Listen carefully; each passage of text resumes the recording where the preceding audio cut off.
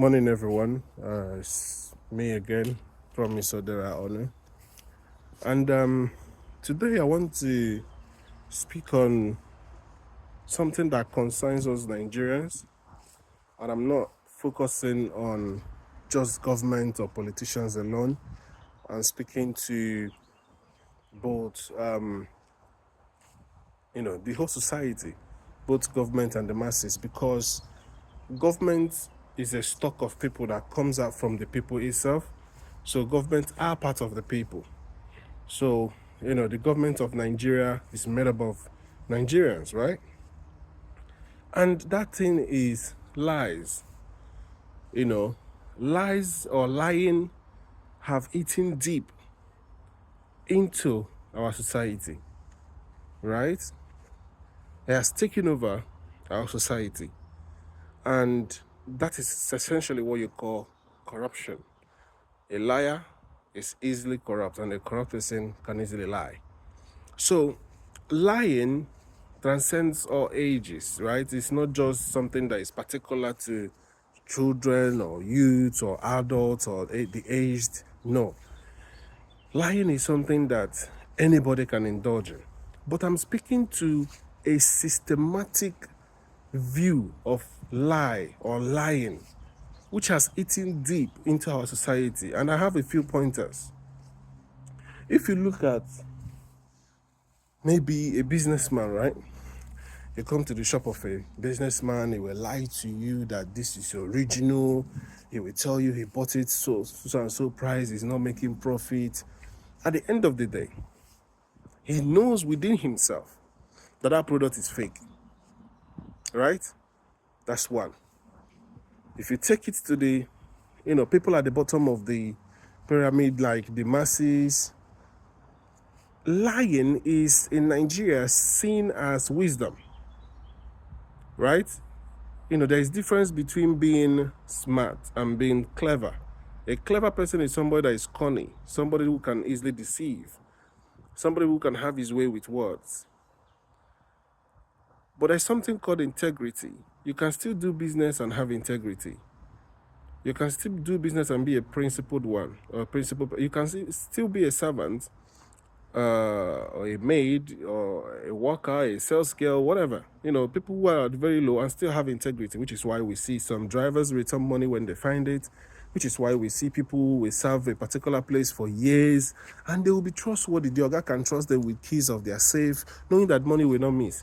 And this is not particular to any religion. So in any religion, you can see people who lie a lot, right? So now I'm saying this to say that our society is breeding a lot of liars because we see lying as norm. We see not lying as normal. There is no consequences for lying. And remember the last video that I did where I said that the family is the nucleus of society, which means what happens in family is what people take out there. And the multiplicity of these values is what we see in the society at large. So if you have a society, for example, I'm in the UK, and I took my child is about to go into primary school. So we have like a parents meeting yesterday. And I saw the level of preparedness, the level of, in fact, the reason of bringing the parents to come and see the school first and meet the teachers is to sort of raise their sensitivity to what is about to happen, so that they will know what is coming, that their children are going to start school in September. And that's the level of attention, the level of preparedness or preparing, to the minimum, to the barest minimum of detail.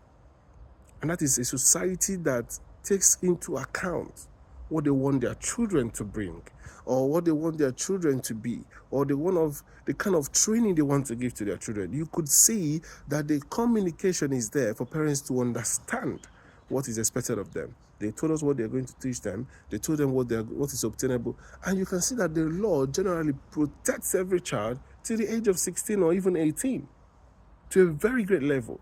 Do you understand? Even from their own fathers and their own mothers. So the government can withdraw your child away from you if you do not obey the law, even though you're the one that gives birth to that child. And that is a sane society, right? That's a civilized society. So you as a parent owe your child a duty to train them well. And one of the foundations of that training is making sure you are honest. Even Coco Melon, that is the popular cartoon, there's this one they will be singing about, what is a yamat? Are you lying? They are raising the consciousness of saying the truth to the children. Now, in Nigeria, we leave some of these things to the moral institutions, which is the churches, the mosque, and all of society, or maybe family and all of that. But most times we see that people think they are clever when they deceive the oga. Somebody will be serving the oga and be building house elsewhere, whereas he's lying to the oga that he's waiting for settlement before he gets money. Somebody will be receiving money from his brother abroad on the guys that is building house for him, maybe because he knows he doesn't have paper, he can't come back to Nigeria. He'll be using that money to be building his own house, and then when the brother eventually comes to Nigeria, there's nothing to show for it. People lie to their parents, people lie. Now, this lying has graduated to even our politicians, and this is where I'm headed. Our politicians lie to us without even any fear of being found wanting, without any fear or any consequence. And these are things that ordinarily, if a politician should lie in the UK, you resign. For the fact that you lied, you resign. So, but at the same time, we are in a country whereby the federal government will come and say, oh, this mask company, the container company, said they are going to invest so and so amount. The company will say, no, we didn't say that. They will come back again and say, oh, Dubai have lifted ban. Dubai will come back, and Emirates, UAE will come back and say, oh, we've not lifted this ban. So we have a society where everybody is reckless with words. There is no integrity. There is no keeping, being accountable to your words. Do you understand? And people even extend these lies to defame other people's character. So somebody can come and say, oh, this person is so bad. Do you know that Peter Obi is IPOB? Do you understand that Peter Obi is this one? Just because they want to defame your character. People peddle lies against people. People peddle lies against institutions. That's why you will have, a government body blaming another government body. Oh, we've not received any money from CBN, or CBN will say, I've not seen any money from, NNPC, and the lies continue. Do you understand? So we have this kind of society where we are comfortable lying to each other. Our children are lying to us they're in school, whereby they are going for runs. Our children are telling us they're in school, whereby they're doing Yahoo. Like, the society is filled up with lies. So-called men of God are lying to their members, even when they know they're not praying for them. They say, oh, I'm praying for you. A lot of things have gone wrong in society because we have a lying system. And these are things you don't see abroad. A typical Oyibo kid doesn't really need to tell you a lie. They are very honest by default because that's the training they had. Parents will be honest with them. You understand that there is a need to have honesty. So if we're not conscious about making sure that our psyche is not built on lies, whereby almost every product you are buying, in your mind, it could be fake. If you are buying phone, you are looking at them to make sure they don't change the phone and give you a carton. Do you understand? We sort of don't have any trust on anybody, on any profession, be it judges, be it... In fact, even our constitution is flawed. Our constitution is so flawed that from level 1 to level 16, you need a certain level of education to be going up to that level. In fact, by the time you get to level 16 to be a government worker, you're supposed to be a professor, to be a PAM secretary, right? But the number one seat, the presidency, the seat of the presidency, all you need is school SAT. But Buhari was honest enough to even say he has school SAT. In fact, with what Tinubu is doing, even though he claimed, although he doesn't have an alma mater for his primary school, but he said he has a university degree. But what he's doing and the way he's handling the economy of Nigeria, you could actually, he makes, every day he makes Buhari appear to even be smarter, even with his school SAT. Right? But why should you make level 16 to be PhD holders and make the number one seat a school SAT? Prerequisite or requirement. It shows how flawed that constitution is. Our constitution cannot trash any issue. It gives the power of election to one man. The returning officer can decide areas that he will say, I've nullified all the votes here because of violence, anything. They have stated reasons that you can use to nullify it. So it is down to that returning officer, it is down to that person to decide whether your votes will be counted or not. And ultimately, going up to all the way, the INEC chairman decides to call the vote, even if there's dissenting voices. And our constitution will say, or our Supreme Judge will come and say, oh, the INEC have the right to even report manually or report electronically. So as far as I'm concerned, our lawmakers are flawed, our laws are flawed. We don't have a strong constitution. If you look at democracies like America, the reason why America is so strong is because of their constitution. A president can be prosecuted. You see what is happening to Trump. Even South Africa here, our brothers in the same Africa, they are prosecuting Zuma. They are prosecuting. You see, even in Kenya, as sound as the Kenyan president Ruto is, look at the what do you call it? The protest going on in Kenya right now. So I'm saying this to say we're not true to ourselves. The reason of confab was to deal with this issue of constitution not being complete, not being wholesome, not being able to solve our problems. Our constitution doesn't solve our problem. Look at the nonsense that is happening in River State. Look at the nonsense that is happening in Ondo State. It has not resolved it. One state court will say one thing, the federal court will say the opposite, and we have more chaos. Those are issues that you ordinarily expect the constitution to resolve.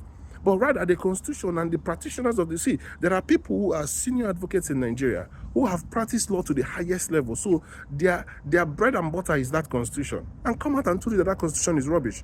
As far back as then and up till now, people like respected Dele Farotimi, people like there is so many people who have said it. Our constitution is, for me, I personally say it is, my opinion, it's as good as a tissue paper. What has the constitution solved? Is it our unity problem? Is it our regional? See, I think we should look into, if Tinubu can, even if it is just to resolve regional government, even if it is just to resolve that problem, it will be a great legacy to him. Because at the end of the day, what regional will do is that it will detribalize Nigeria. Nigeria is so, and I will suggest that if they are trying to do that regional government, they should do it along ethnic lines. Because what doing it along ethnic lines will achieve is that it will detribalize Nigeria. Everybody will go and blame whoever is the regional government. But if they want to do it as reduce it to 8 or whatever number, I'm happy. Because this whole state government is not working. We're not achieving anything. And they've refused to, resort to state police. So at the end of the day, we're not going anywhere. Confab has been thrown away. Now they said they are doing another constitutional review. So we want to see what they come up with.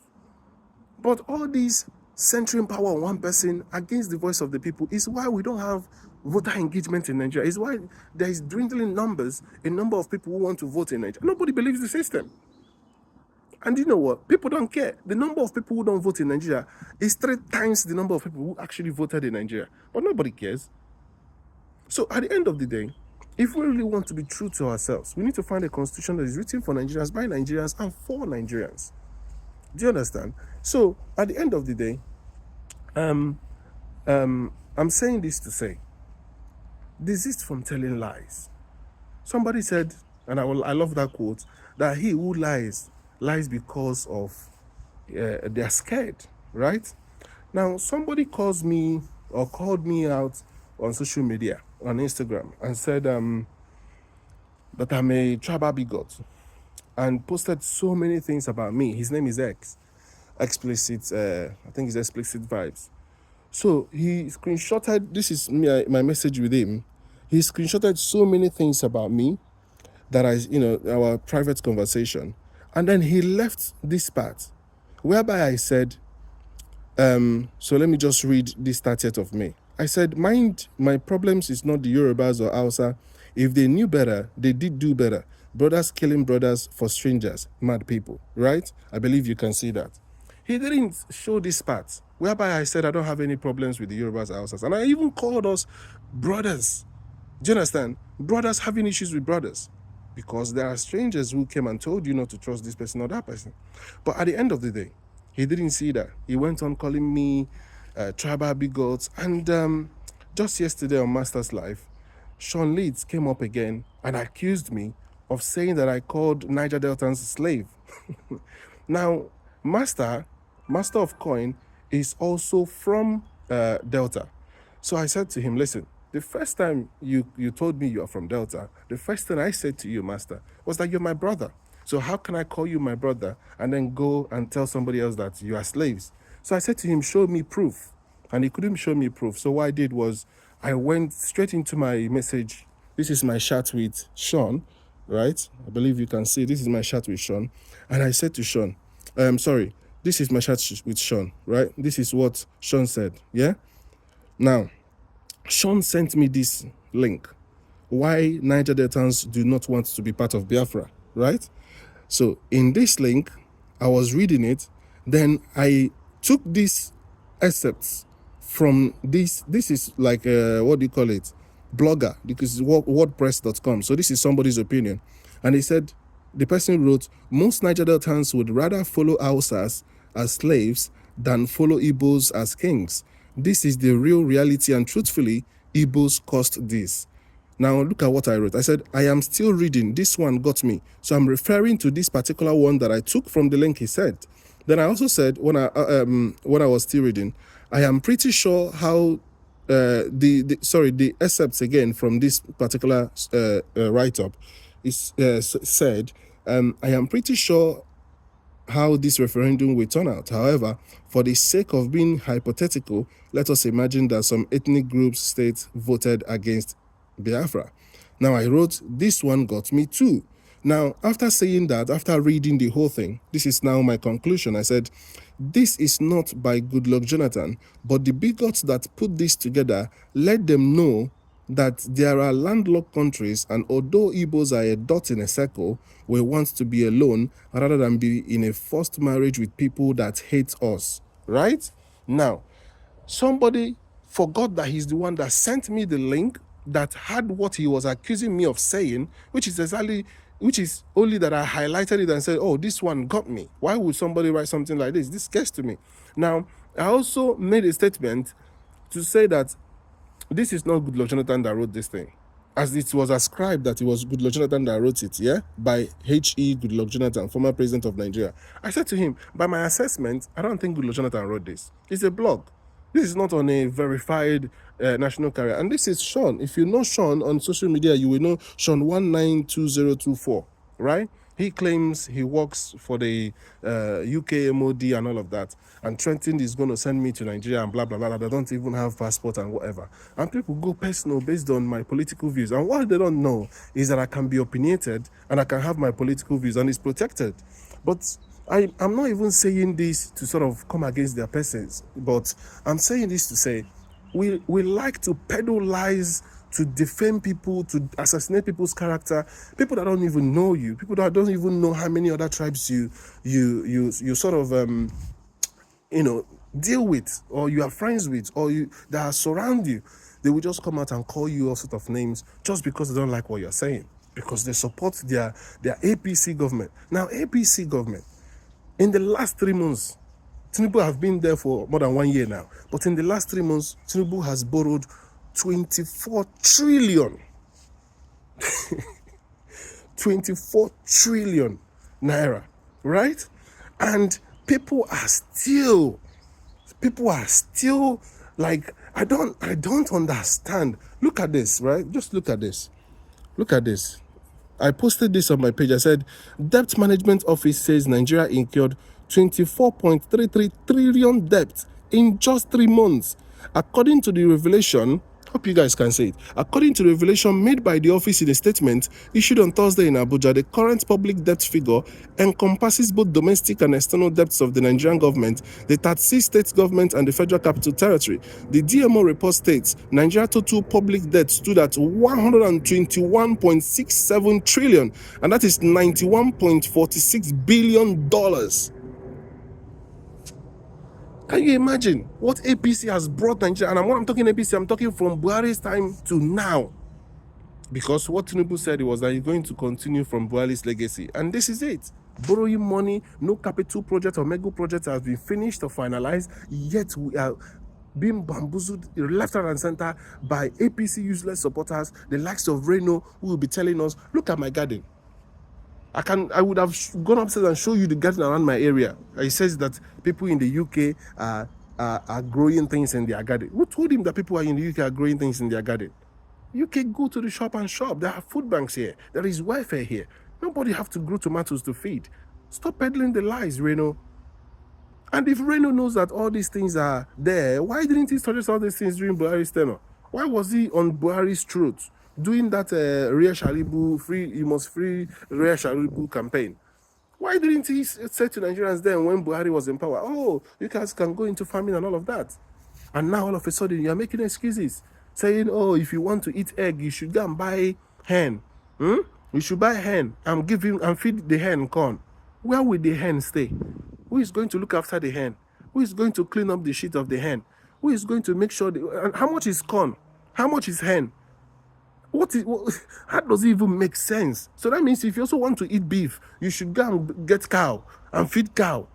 I mean, people sound all sorts of stupid and think that they are very smart. Reno should stop talking on Nigerian politics. As far as we are concerned, he's a political contractor, social political contractor that just come and talk nonsense. There are many of them, and I'm saying this to say, stop the lies, stop deceiving people, be honest enough, be true to yourself. At the end of the day, how many years have we got on life to live? Yes, maximum 100 years. How old are you now? Minus that for 100 years. Remember, at your old age, you're going to be feeble. Do things that you're going to beat your chest tomorrow and be proud of. The value of money then and now is not the same. The value of money now and the future is not going to be the same. What are you going to leave? What is going to be your legacy? This is what to all APC supporters. Stop attacking my person. I am not what you call me. Thank you.